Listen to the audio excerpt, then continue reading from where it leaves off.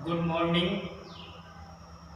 आज की live class में सभी बीएड प्रशिक्षणार्थियों का हार्दिक स्वागत है। देखिए, जो हमारा बीएड में पेपर है अधिगम के लिए आकलन, उस पेपर के अंतर्गत आज हमारा टॉपिक रहेगा आंकलन।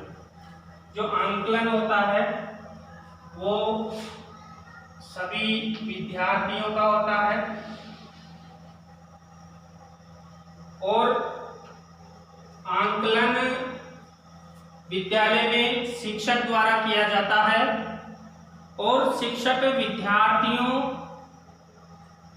का ये पता लगाता है कि उस शिक्षार्थी ने कितना ज्ञान अर्जन किया, कितना उसके व्यक्तित्व का विकास हुआ, कितनी उसकी बुद्धि लब्धि का विकास हुआ, कितने उसने अंक प्राप्त किए, उसकी प्रगति कितनी रही।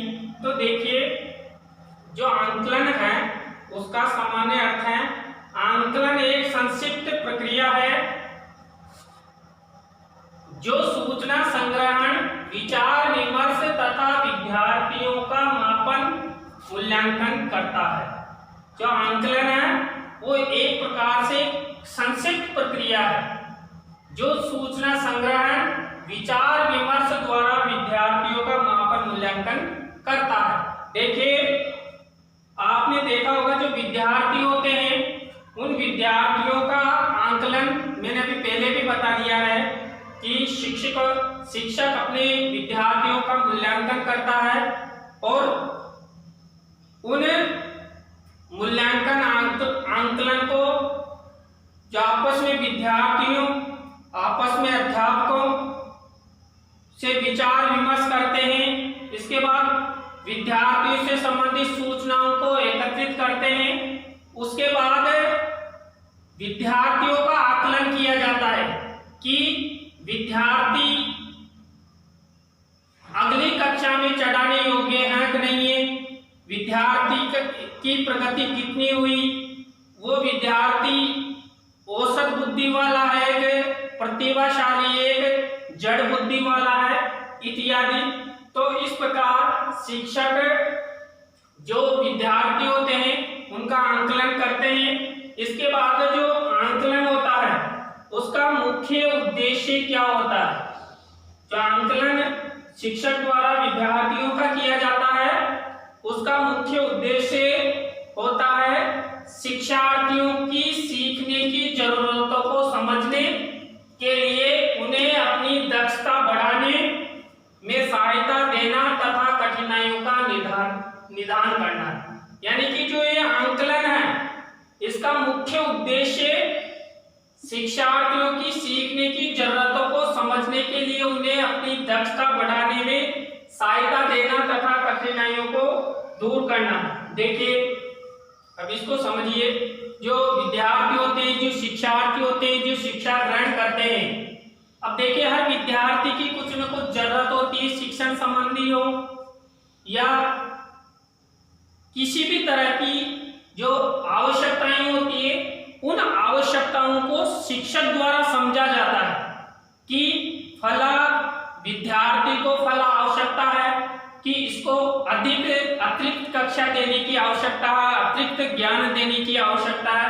तो ऐसी जरूरतों को समझना और उनमें दक्षता बढ़ाने के लिए, यानी कि कोई बच्चा विद्यार्थी कमजोर है तो उसमें जो ज्ञान की दक्षता है, अधिगम की दक्षता है, उसको बढ़ाने के लिए सहायता प्रदान करना।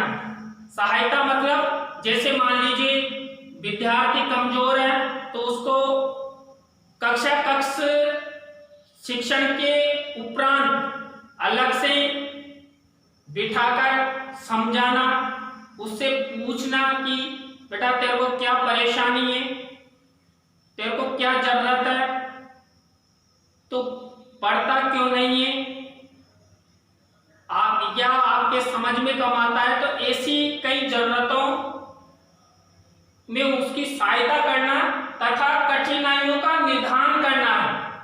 देखिए, विद्यार्थी के साथ कठिनाइयां तो बहुत सारी होती है और उन कठिनाइयों को जो जीत लेता है तो वही विद्यार्थी आगे अपना फ्यूचर निर्माण अच्छे से कर लेता है।